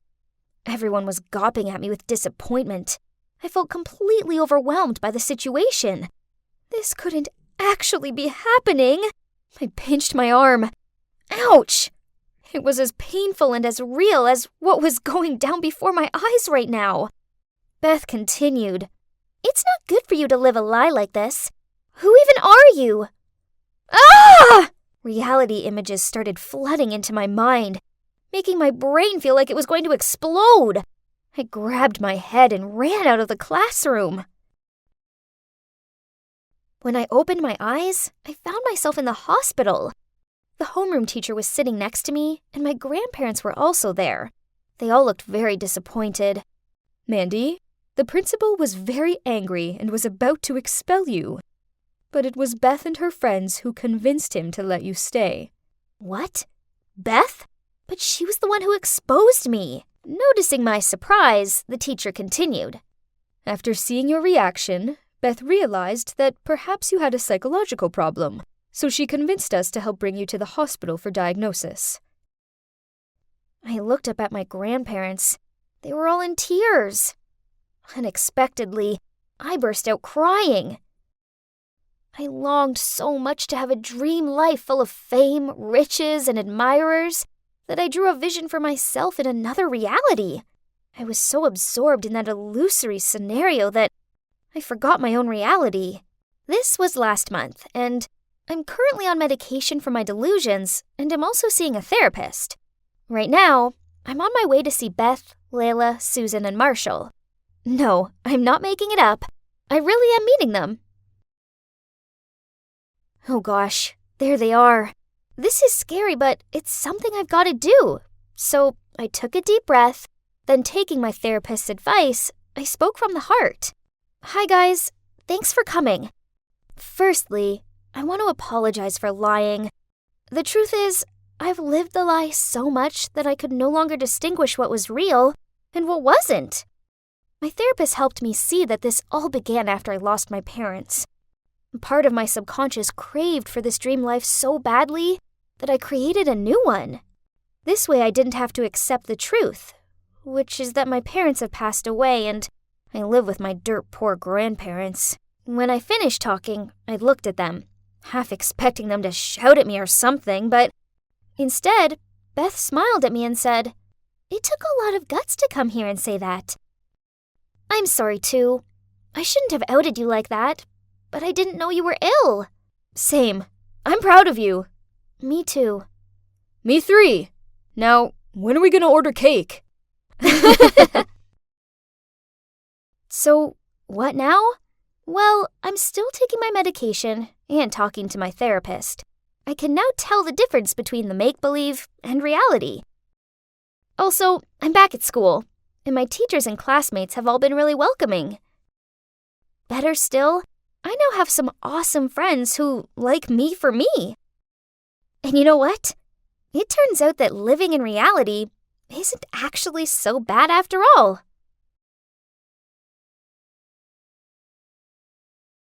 I was so nervous, like the most nervous I'd ever been in my life. I didn't even know it was possible for a press conference to get so crowded. Suddenly the flashes came at me from every direction. It was almost blinding, but the clicking didn't stop, as well as the sound of them calling my name. "Hazel, look here! Here, over here, Hazel!" Oh my gosh, why was this so chaotic? I started to panic, so I ran away, but I'd only taken a few steps before thump! Oh, these stupid high heels. Oh, hi. I didn't see you there. Well, let's be real, it's kind of hard to see anyone from this angle. Then from every direction, the reporters swarmed in like starving vultures, trying to take pictures of me. I was still confused and didn't know what to do when... "Gentlemen, please give her some space. Are you okay?" Robert, my adoptive dad, came to help me up. Excuse us, this is her first time attending such a crowded event. If it's all right with you, we'll help her answer your questions. Phew, I'd finally escaped the chaos. Or so I thought. As soon as he got into the house, Robert shouted, "Pamela!" which gave me the fright of my life. "Didn't I tell you to teach Hazel some manners? How could you let her embarrass herself in front of the public like that?" Pamela looked mortified and kept bowing down and apologizing, but Robert was still furious. "If this happens again, you better pack your bags and get out of here. I felt so guilty. It was all because of me that she had been shouted out like that. But I done my best. Clearly it wasn't good enough, though. I tried to forget about it, but early the next morning, Pamela woke me up. She gave me a timetable and told me that from now on, I wouldn't need to go to school anymore, and that a tutor would come to teach me at home instead. What? Why all of a sudden? I asked Pamela in shock. It was because of yesterday's incident. The mayor has decided that you need to spend more time learning the necessary etiquette. Are you serious? He can't just keep me locked up here. No way. Hazel? Listen, you should be grateful that you got adopted into this house. Keep in mind of everything Mr. Cornelius has done for you and obediently do as I say. Do you understand what I mean? Looking into Pamela's eyes, I knew I had no choice but to agree. The day of the opening ceremony for the town hall had finally arrived, and I got to leave the house for the first time in a month. A whole month. Now was the moment of truth. In the eyes of the public, I had completely transformed into a proper, prestigious lady. When Robert started speaking at the ceremony, he announced a charity fundraiser for my orphanage, in the hopes that children like me would be given a chance to live a better life. Hearing this speech, I could barely hold back my tears. I was sitting next to my adoptive mom, Eleanor, so I turned to give her a big hug. Suddenly, all eyes were on me, and it seemed I'd finally done something right. I smiled up at Robert, and we both had tears in our eyes. Maybe Pamela was right. I really was lucky to have been adopted by such kind people. But as soon as we got home, things changed. My parents got all quiet and went off to their room, leaving me alone. Where was my praise? I'd done so well, hadn't I? Why weren't they happy? The following days, they still asked me to join them for their events, so I guess I must have done a good job. And while the media and public were around, they were all touchy-feely and affectionate towards me, constantly praising me. We must have looked like the perfect family. But the minute we got home, they'd ignore me, and if they wanted to tell me something, they'd get Pamela to speak to me. It was so flipping weird. I actually started to feel quite lonely and depressed. And even though I was living in the lap of luxury, I missed the orphanage. One day, Pamela's daughter, aka the only friend I had in this enormous mansion, Paisley saw how upset I was and asked, "Hey, so why do you agree to move into this house? You're clearly unhappy here." Paisley got me. She was the same age as me, so we were on the same wavelength. I was nervous to tell her how I felt, but I knew she would understand, so I told her everything. The thing is, I actually have a sister. She's only 8, and she's called Amber. That's why I was missing the orphanage. She was still there. She's got congenital heart disease, so after our parents passed away, the orphanage couldn't afford her hospital bills. When the mayor's family decided to adopt me, I refused because I didn't want to leave Amber alone. But then Robert offered to pay for her medical treatments if I agreed, and well, the rest is history. You see, I can't just leave. If I did, what would happen to Amber? Oh, Hazel, I didn't know. I'm so sorry. But I need to be honest with you. One time I overheard Robert and Eleanor saying that you were the perfect girl to play this role. Huh? What role? That meant, were they using me for something? It didn't make any sense, but those words kept lingering on my mind until... One time, Eleanor asked me to join her at a charity event, which she said was going to be broadcast on TV. Our job was to prepare homemade food and give it out to the homeless. I was so excited, but when I walked into our kitchen, I discovered the chefs had already cooked everything before the filming crew arrived. I was so disappointed and asked Eleanor about it. She just laughed and said, "Oh, no, sweetie, our job is just to look pretty and graceful in front of the camera." Then before distributing the food, she gave me a pair of gloves and said, "Don't touch any of their hands, okay? They are filthy." Oh my gosh, how could she say such things? Oh, then it hit me. I understood what Paisley had said now. The affection and kindness that the Corneliuses were showing me was actually just for show. All to win over the audience, aka the public, while this was their very true face. I had to do something about this. I couldn't let them keep on deceiving the public like this. So when Eleanor went to the bathroom and took off her gloves, I quickly grabbed them and threw them in the trash. When we went back out, a homeless man approached her to express his gratitude and asked for a handshake. Of course, she tried to refuse, but at that moment the camera turned to her, so she had no choice but to give in. And you know what? The man didn't just shake her hand. He even pulled Eleanor in for a big hug. I couldn't hold back my laughter at how flustered she looked. Served her right. Afterward, Eleanor grabbed my arm and dragged me to a quiet corner. Then she said, "It was you who did this, wasn't it?" I pretended to have no idea what she was talking about, and this just infuriated her even more. Then later that evening when we got home, Robert was already waiting and shouted at me, "What do you think you're playing at?" I was confused, but then Eleanor added, "Don't you ever mess with me like that again." Now listen closely. Don't you miss your little sis? Aren't you curious if she's doing okay or not? That's right. You better have behaved yourself from now on, young lady. I was so shaken by what they'd said. I didn't even want to leave my room. What if something happened to my sister? Then suddenly, Paisley climbed through my window into my room. As soon as I saw her, I burst into tears. "Paisley, please help me with this. I need you to go to my orphanage and check on Amber and see if she's okay." A few hours later, Paisley came back panting. "Your sister? She's not doing good." "What? But hadn't she been receiving money for her monthly treatments?" Paisley shook her head. "The nuns there said they hadn't received a penny since you left. Now Amber is barely surviving." Paisley's words broke my heart. Those two had been fooling me all this time, and now my sister's life was hanging on by a thread. I had to get to the bottom of this. I walked past Robert's office, and that's when I overheard someone talking. Curious, I peeked in and saw a group of middle-aged men sitting around a table. One of them spoke up. "Hey, Robert, the election day is coming. Is that little girl still doing a decent job?" "Oh, don't worry about her. She's just a silly little kid. She believes anything I tell her, especially about her sick sister," Robert smirked. How dare he speak about my sister like that? I had to do something. I couldn't let this vicious man keep on fooling everyone like he'd done to me. So I took out my phone and started filming. "Speaking of which, how much charity money have we got so far?" $100,000, Robert said, and the room was filled with praise. "Gentlemen, by the time of the closing party for the charity this weekend, we should have almost $500,000 for the election campaign. As soon as I win, your business will continue to be tax reduced for the next 4 years." I had to cover my mouth to stop myself from gasping.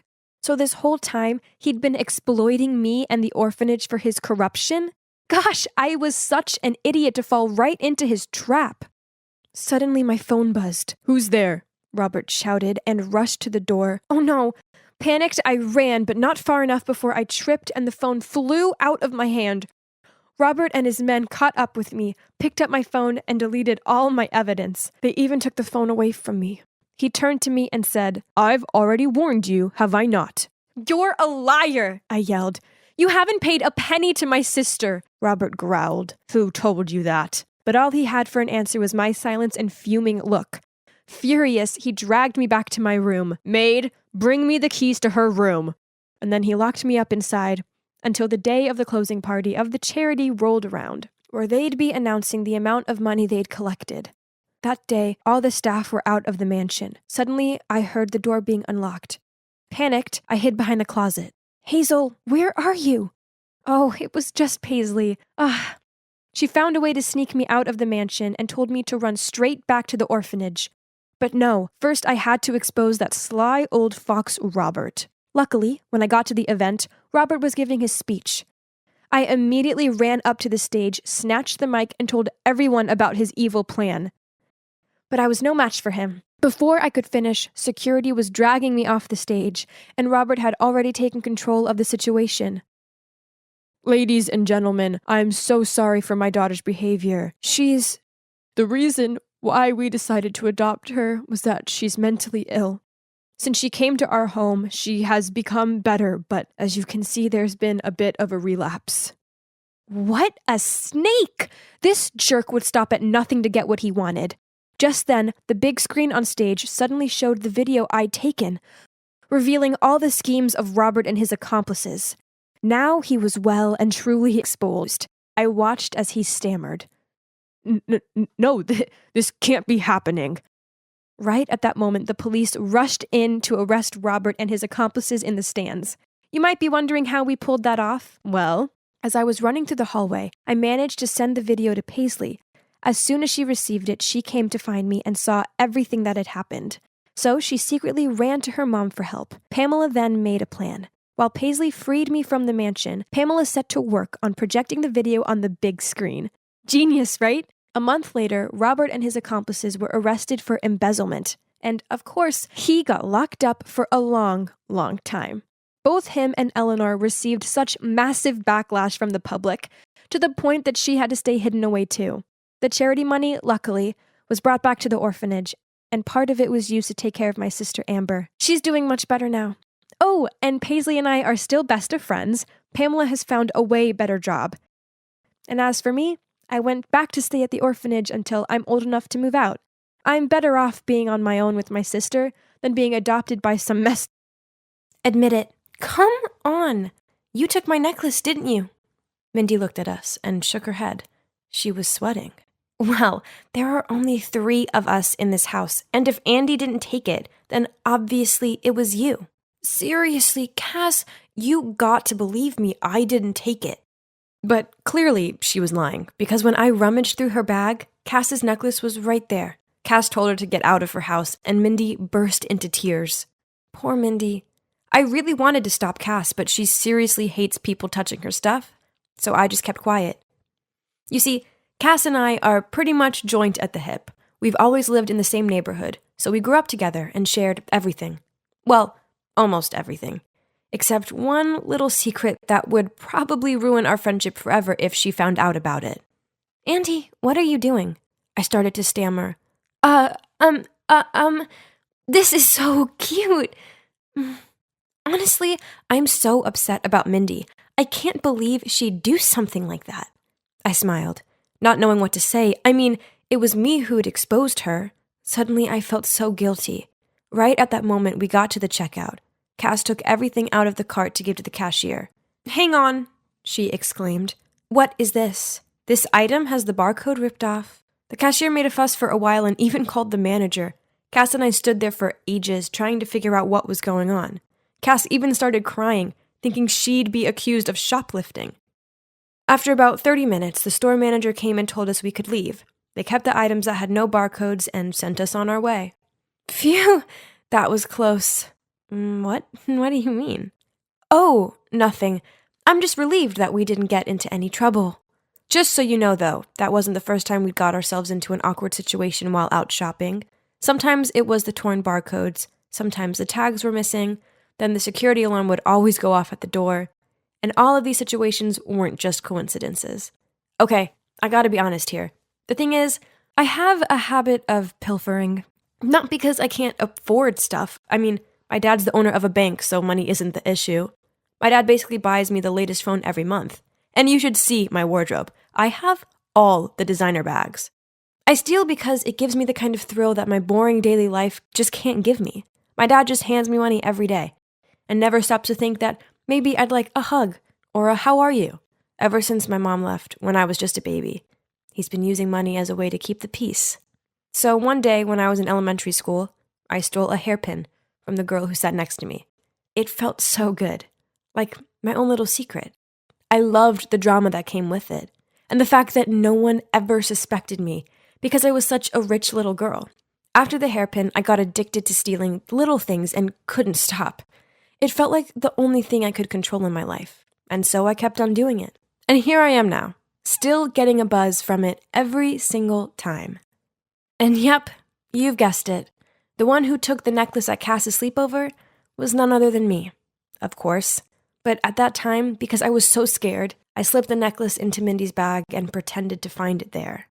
I was deep in thought when suddenly Alex's scream startled me. Guys, I've lost my unicorn pen. You know the pen that glows?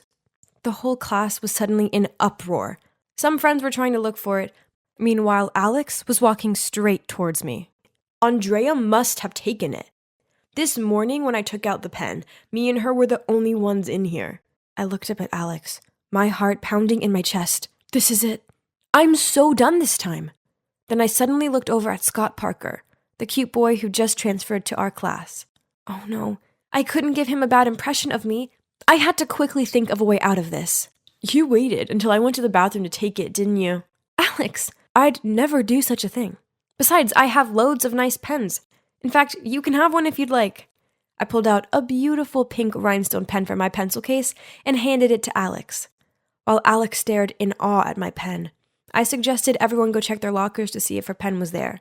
Sure enough, right by the lockers was the glowing unicorn pen she'd lost, right in front of Scott. I picked up the pen and handed it to Alex. I'm so upset you thought I'd steal this from you, but it's okay. At least we found it. Alex blushed and apologized to me. Our other friends also blamed Alex for not looking for it carefully enough and for jumping to conclusions about me. Next time, don't be so silly. Andrea's a good person. Besides, her family is so wealthy. Why would she need to steal a pen from you? I just smiled and walked away. Suddenly, a voice called out from behind me. It was Scott. He looked at me and said, "Wow, that was totally dramatic. I'm Scott, by the way. You're Andrea, right? I'm sorry if this is a bit forward, but here's my number." Excuse me? Am I dreaming? Of course, I texted him as soon as I got home. He said he was so impressed with how I'd handled being blamed for the whole thing. Soon we were chatting every day, and eventually he asked me to be his girlfriend. I was so happy. But there was just one small problem. Ever since we'd started dating, I felt really ashamed about my bad habit of stealing things. I was determined to give it up, but it wasn't going to be easy. One day, Scott came to pick me up and asked if I wanted to go to the bookstore. A bookstore? No, I don't want to go there. Can we go somewhere else? Please? Seeing me panic like that, Scott looked puzzled. Then he suggested we go to his place to watch a movie, which I was fine with. Hopefully there would be no temptations for stealing there. A middle-aged woman opened the door for us at Scott's place. "Oh, this is Sandra, our maid." "Hi, Sandra. I'm Andrea." But instead of saying hi back, Sandra just stared at me in a seriously creepy way. It actually sent shivers down my spine. After watching the movie, Scott and his mom invited me to stay for dinner. Scott's mother, Mrs. Doris Parker, was really sweet, and we had some interesting chats. While waiting for dessert, I got up to go to the bathroom. But as I stepped out there, I almost bumped into Sandra. She was just standing there staring at me again. Sorry." She didn't say anything, but just kept staring at me in this weird way. Oh my gosh, why was she looking at me like that? The next morning at school, Scott told me his mother had just lost a valuable ring.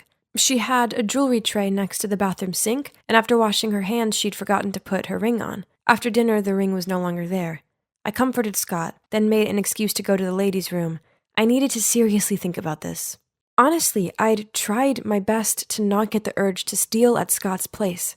But when I'd seen Doris's beautiful ring, no, I had to find a way to return it. No one could find out about this. And I had sworn to myself that I would never let this happen again. "Hello, Huh? Where's Sandra?" "Oh, she was fired. Mrs. Parker said Sandra had stolen her jewelry. Anyway, may I help you?" Oh no, I had to return this ring immediately. Poor Sandra. Scott came down for me and said he'd make dinner. I glanced through the window to find Doris was having tea in the garden. This was my chance. I snuck up to her room, quietly tiptoed in, and headed towards her jewelry box. Suddenly, the light came on. "Tell me, what on earth are you doing here?" I quickly turned around, dropping the ring to the floor. Mindy? Why are you here?" "I'm Scott's cousin. So it was you who stole the ring. I can't believe my cousin is dating you." Hearing the noise, Scott and his mom ran upstairs, while I was still dumbfounded and speechless. "It was you who stole Cass's necklace too, wasn't it? She won't even speak to me because of you." "I'm so sorry. I know it's not okay, but I couldn't stop myself. I've been feeling so guilty, so that's why I'm returning it." I was still kneeling on the ground when a hand reached out to me and helped me stand up. "I'll handle this. Come on, let's have a chat outside, shall we?" Turns out Mrs. Parker is a therapist. She could see I had a problem and offered to help me. I told her how guilty I'd been feeling about Sandra getting fired and asked Doris if she could call her for me so I could apologize. 30 minutes later, Sandra arrived. As soon as Doris saw her, she apologized and offered her the job back. But no, ma'am, I was the one who stole it, and I deserve to be punished. "I'm sorry, Sandra, I've already confessed to Mrs. Parker that I stole the ring. I didn't mean to get you fired. I just couldn't help it. You didn't do anything wrong. It was me. I was greedy. She is innocent." "What on earth is going on? Obviously, I was the thief, so why was she defending me? Why are you doing this? Do we know each other, Sandra? And that's when the truth came pouring out. Sandra was my mom. Yeah, I don't know how this is possible either. So according to her words, she'd had a huge fight with my dad when I was a baby, and she'd fled to another city where she found a job working for Scott's family. When they moved to Seattle, she came with them. Even though she was nervous about returning back to where me and my dad were, she'd carried so much guilt about leaving us, and never in a million years did she expect to bump into me at Scott's house. I was so shocked I couldn't even speak. I'd imagined this moment my whole life, and now, here I was, standing face to face with her, and she'd even taken the blame for me. I couldn't believe it. Mom, I'm so sorry that I stole the ring. I can't believe you're really here.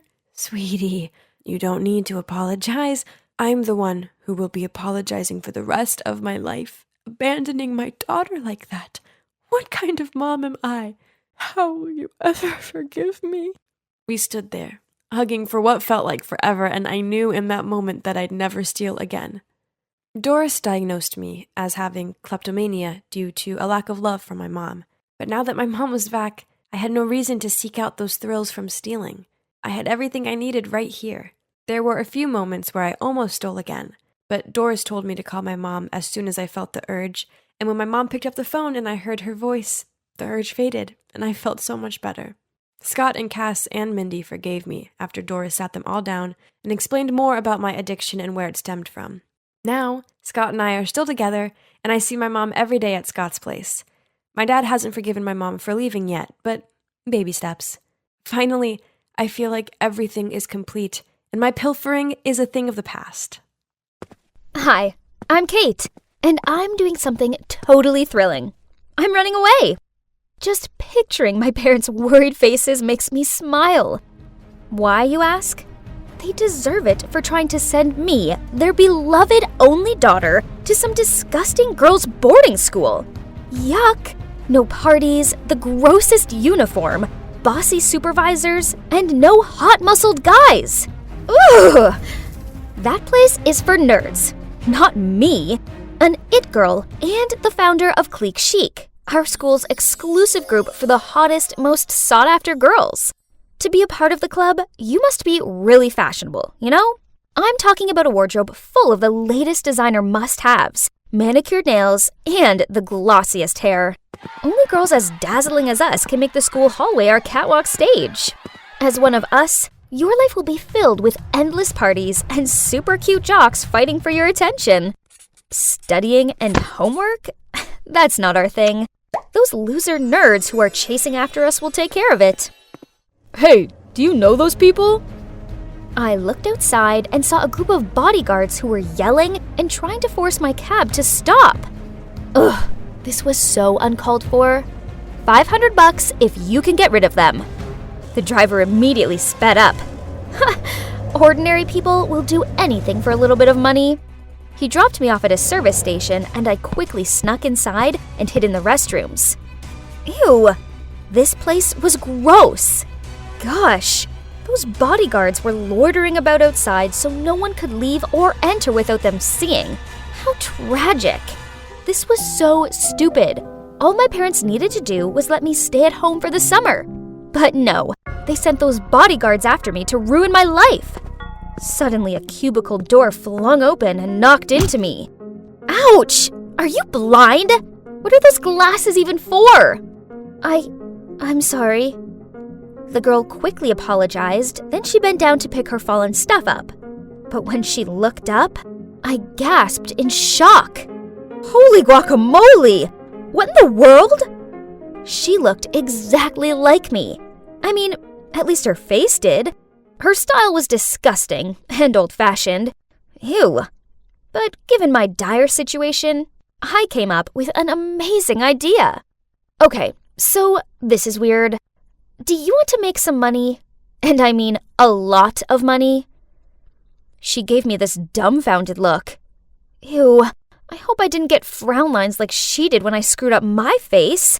They were ghastly. I have a really lucrative job for you. As you can see, we have similar faces. Freaky, but fortunate. So, I need you to pretend to be me and live my rich life for a month or two. Here's my Twitter account. Just skim through it. You can learn everything about me there. It should be enough for you to play the part and avoid my family's suspicion. And here's your payment." I rifled through my bag and handed her the rest of the cash. Jeez, this must be a huge amount for her, as her eyes lit up like she was seeing money for the first time, and she immediately took it. We quickly exchanged clothes, and as instructed, she went outside to hand herself over to the bodyguards. Freedom! Now bring on one long, hot summer of fun. But first, I have to go shopping. Wearing these old-fashioned, disgusting clothes made me want to puke. Oh no! My parents have locked all of my credit cards! I can't even buy a soya milk iced latte now! Oof! How could my parents be so cruel? The worst part is, I had stupidly given all my cash and my phone to that girl. With no other options left, I reluctantly searched the girl's bag. A few old-fashioned clothes, some stupid books, and an unbranded lipstick? Huh? Was that all? How can people live like this? But, what's this? In her small notebook was a train ticket and an offer letter to work at Homestay Allen. So, looks like she's going there for a summer job. Hopefully that homestay has a bath with scented candles and a pool for me to sunbathe by. I need to work on my tan. I was glad to get off that flea-ridden thing and breathe in some fresh air. Now where was my ride? There was a short, chubby old man holding a board with the name Clara on it. The name on the train ticket was Clara. So this meant he was here for me? He didn't even have flowers with him, and he could have at least combed his hair. So, turns out that's Danny, the manager and owner of the homestay. Honestly, if it wasn't for the circumstances, I would never have set foot in this stupid place. Oh, how the day got worse. Without even being allowed to rest my weary feet, Danny gave me work. Housekeeping. It was a joke, wasn't it? My nails were not made for menial jobs. Life here was horrible. I had to get up so stupidly early that it was still dark out, then clean a dozen dusty old bedrooms. After that, I would do the laundry, dry the towels and bedding, fold them, and arrange them neatly into each room. At noon, I also had to help the chef here, Anna, prepare lunch, and I was also forced to wash a mountain of gross dishes. I had never done such silly chores like this at home. Instead, they were always done for me. Didn't expect them to be this exhausting. You should put them in order, so they won't break. Where did this nosy guy come from? Are you lecturing me? I replied crankily and walked away. Suddenly, oh no! This was the 9th time I'd broken stuff since I'd arrived here, and that wasn't counting my poor broken nails. I quickly bent down to clean up, but ouch! I cut my finger on one of the pieces. The guy quickly ran over and bandaged my wound. Bond, that's my name. Huh? What's this? Did he just wink at me? My heart was pounding. He was cute. Yeah, he was really cute. I'm Clara. Go do something else. Leave this to me. Realizing that I'd been staring at Bond for a while, I hurriedly got up and rushed to the kitchen. Nice to meet you, Clara. I'm your new colleague. Well, that's not so bad. At least I have someone to share my workload with and to chat. The next morning, I was cleaning the floor, half asleep, when Bond came over, put an AirPod in my ear, and winked at me. Imagine you're dancing. Then you won't feel so tired anymore. Okay, this sounded kinda lame, but at least no one else was around to see me, so I decided to just go with it. So I gave it a try, with Bond, and I relaxed a little. Well, I didn't expect it to be so much fun. That night, as I was about to turn off the light, I heard a knock at the door. It was Bond.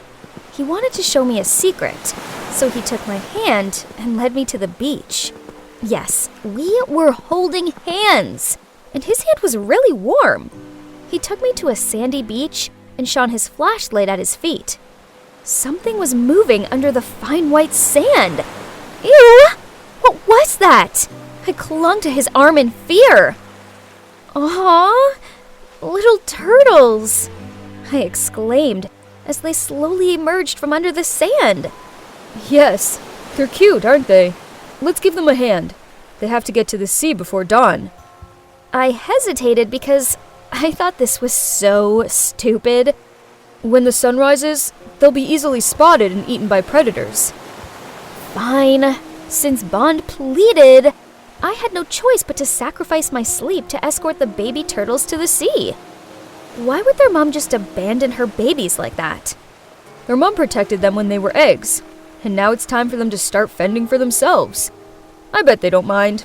You see, they're all trying their best to crawl towards the sea. But it was us who helped them. Then they'll be very grateful to you.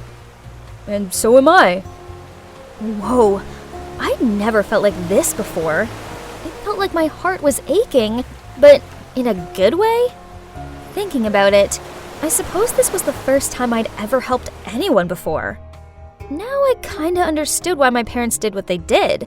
They just wanted me to be more independent and stop hanging around with those vain, show-off girls. They sure would be pleased if they could see me now, with this sweet and gentle guy. He was the total opposite of the rich boys back home. When I was hurt, he made sure I was okay. He opened my eyes to new experiences, and he didn't try to impress me with dumb flowers and expensive gifts. I've been thinking about Bond all day, and this is the 1001st time I've peeked at him. I think I'll have to confess my feelings before I go crazy. So, that evening, after finishing all my work, I knocked on Bond's door. Huh? Why was a teary-eyed Miss Anna standing there? Then she told me the shocking truth. Bond had left without saying goodbye. Panicked, I walked into the room, but there was nothing left of his. Nothing! No! This couldn't be happening! I hadn't even had a chance to confess yet. The next day, I felt so down. It sucked not having Bond here. But then in my zombie state, I accidentally picked up the newspaper at the front desk. OMG! On the front page was a picture of Bond! God, I couldn't believe it. He was the son of a famous billionaire, and they were looking for him. Turns out, I wasn't the only one who'd run away from home. But why did he leave so suddenly? He could have told me the truth. He could have said bye. Ugh! My untold feelings for him felt like an unreachable splinter in my side. I couldn't carry on like this. I needed to find Bond. With my meager salary, I got on the train back to the city, imagining seeing Bond again. This is without a doubt the most nervous I'd ever been in my entire life. It didn't matter how much I pleaded my case and explained that I was Bond's friend. The security guards refused to let me in.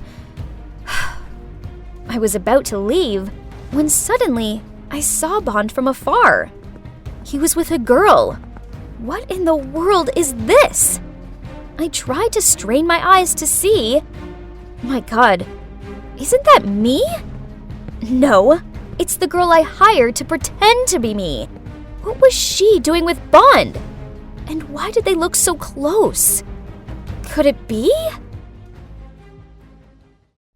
Oh God, can I not save one from the pitiless wave? Is all that we see or seem but a dream within a dream? According to the poet, this world and all existing life is an illusion of sorts. As reality doesn't exist, philosophers refer to it as dream argument and dream hypothesis. What? What an interesting lesson! By the way, look at how there's a ray of sunshine coming through the curtains. That's so pretty. This kind of weather indeed puts you in such a dreamy mood, huh? Yeah, right. But remember, there is no rose without thorns. That sunshine may look glorious, but it will harm your eyes. Yeah, I know. The maids always tell me that sunlight is the enemy for me, for my beautiful, sensitive blue eyes. Looking at it once, and I'll never be able to see anything again. That's why I've never been allowed to leave this castle. My maids all look identical in those masks, don't they? When I was a child, of course, I once got curious, and I pulled one of them off. As punishment, I was denied dessert for a whole week. And worse still, it wasn't worth it, as the maid's face was exceedingly ordinary. The masks looked far better. Anyway, I suppose all that matters is that they take great care of me. Each day they bring me food, water, and new clothes. I was sipping my leek and potato soup when I heard a scream. "Let me out!" Curious, I went and hid in a corner and saw two maids attempting to lock the screaming girl into a room. I've never seen that girl in this castle before. I wonder if she's from the outside world. Poor her.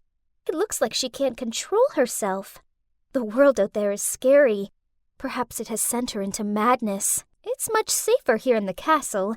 I can play all day, paint, knit, and read. Oh, how peaceful. But I still couldn't stop thinking about that poor girl. I wonder what will happen to her. The screaming didn't stop, and my curiosity got the best of me, so I snuck into the girl's room. Shh! Stop screaming! No one is listening. Who are you? My name is Mistress. What's yours? Mistress isn't a name. Are you stupid? It's just a name. Everybody here calls me that.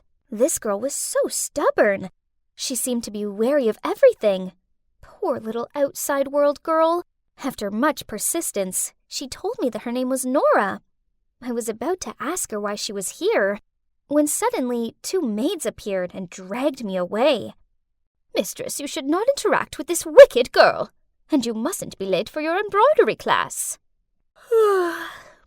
It was nice to finally get to talk to a girl my own age, and I must admit that given her brash nature, I found Nora rather interesting. During class, I kept thinking about how I could sneak out and see her again. Ah! Ouch! That annoying girl's screaming made me prick my finger. I ran out to check on her, but the maids immediately blocked my way. Perhaps I could talk some sense into her. Trust me, the last time I spoke to her, she was acting totally normal. The desperate maids exchanged looks, then let me go to her. As predicted, when I approached Nora, she stopped screaming. Hey, it's Ariana. That's my real name. Screaming never works here. Just pretend you're listening to my words, then I'll help you out. The maids were quite surprised when Nora immediately calmed herself down and showed signs of following directions, so they let us be and left. We began to chat, and ever since then, the maids let me see Nora every day. She told me how before her mother died, she gave Nora an address to find her biological father, who she'd never met before. Nora's grandma helped her set up a meeting with him and took her to the meeting point. She was so nervous, but happy at the same time to finally meet her dad. And at first, he was as kind and charming as she imagined.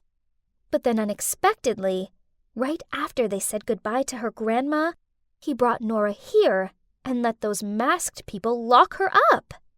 But you're fortunate to be here, as it's safe. No, it's not.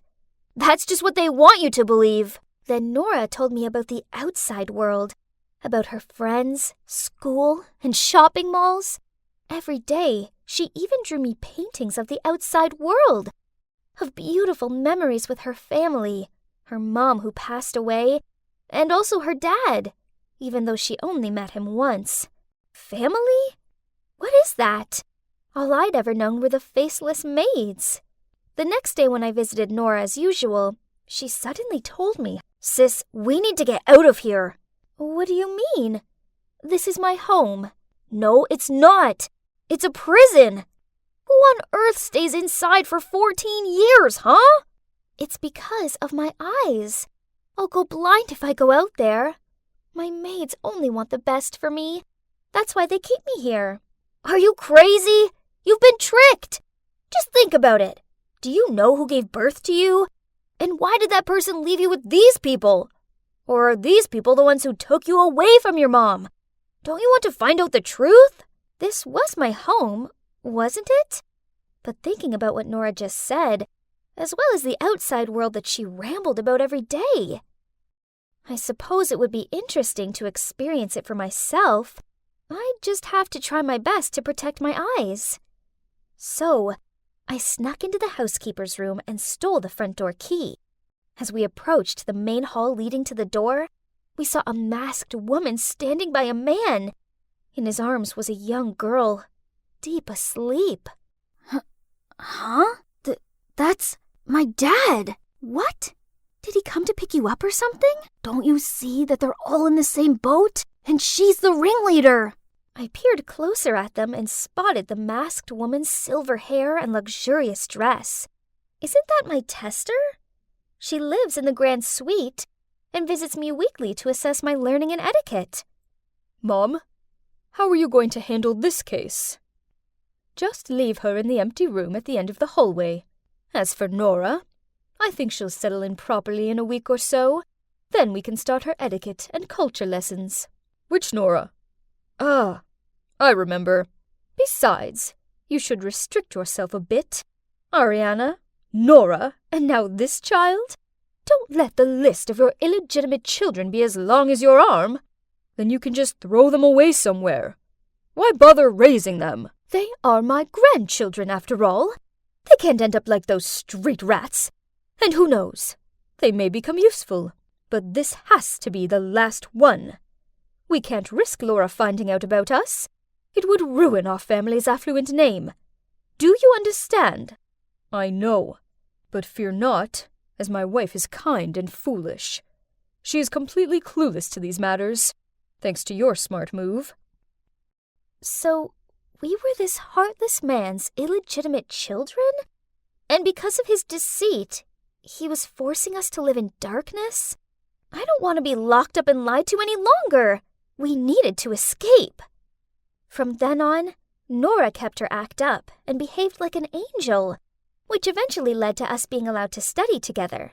And today is the day. Oriana is having a convulsion! We must take her to the hospital as soon as possible! However, the maids called the doctor to come round here instead. No! The plan was to escape when we were taken outside. If the doctor came here, he'd discover that my rashes were painted on and our plan would be disclosed. Okay, plan B. I was still lying on the bed playing the whole role of a patient, while Nora locked the door of the room and went to the bathroom screaming. Help! There's a giant spider in here! As expected, the doctor went to check. Then Nora immediately locked him in. Then we quickly took the knotted string made of the fabrics and embroidery class out from under the bed, and then escaped through the window. Ah! I got my head between my hands as soon as I landed. I didn't expect it to be so bright outside. It's burning my eyes, Nora! What? There's no time for your hysterics. You'll be done if you're stuck here anyway. Just open your eyes and run! Hurry up! But I'm scared! Huh? Nothing happened. My eyes seemed fine. But no time to celebrate, as then I saw... Oh my god. A couple of maids were chasing after me. Nora pulled my hand and ran towards the garden. Fortunately, we were already out of their sight when... Woof, woof! A huge hound appeared out of nowhere and growled at us. I crouched down in a bush and watched Nora wave the dog closer, and then pat him. What? Magic! The dog suddenly became unusually obedient and led us to a secret place. A dog-sized passageway. I hesitated, but seeing the maids gaining on us, I reluctantly squeezed through it real quick. I can't believe I'm putting my destiny in the hands of this reckless girl. She said we had to get to her grandmother's house right away for help. What are those things running back and forth on the road? Why are they making that loud, annoying noise? And why is Nora waving her arms about? Did she want them to stop? Too bad nobody did, as she's no princess. We kept wandering until we saw something which Nora called a truck parked on the roadside. She rushed over, then helped me onto the back of it. Oh, it was full of bananas! I stuffed my mouth full of them to ward off my starvation, while the scenery kept changing. That thing stopped, and we immediately got off before getting caught. I held her tight, frightened of all the people around us. They kept staring at me. And what kind of style was that? They all looked very peculiar. Maybe they were just commoners. Then we used our power to demand a man to take us to Nora's grandma's. Oh, it was exhausting. What? The outside is actually beautiful, sparkling with all those lights. And there are exhibitions of everything in the world, such as food, toys, flowers, and even creatures. Yes, everything! But the most important thing was that my eyes didn't get sore looking at those shiny things at all. Nora's grandma seems kind, but her home is full of the strangest of items. While Nora told her what had happened, I found myself bewitched by the talking black box on the wall. Suddenly, Nora's grandma led us to her far smaller truck and took us to somewhere called the Cops. They all wore these same funny outfits and bombarded us with dozens of confusing questions. And what exactly is an ID card? A few days later, there was news that the cops had caught my so-called dad, grandma, and maids also. As predicted, he was a womanizer. So when his lovers asked him to support his children, he was so afraid that his wife would find out that he took these children and locked them away in the castle. They're currently awaiting something called a trial, which Nora says is where bad people get their comeuppance. Whoa! The world outside is so busy. I didn't realize there'd be so many unmasked faces. And that strange talking box still startles me, especially when someone is holding a weapon. Nora says when I've adjusted to my new life a little more, I'll start school with her. And one day I'll even learn how to drive one of those smaller trucks. But firstly, she's teaching me how to dress like other people do, and use this brick to communicate with them. This world is puzzling, but I'm sure with Nora's help, I'll soon find my feet. Even if it's just so I can learn how to reply to my dashing neighbor.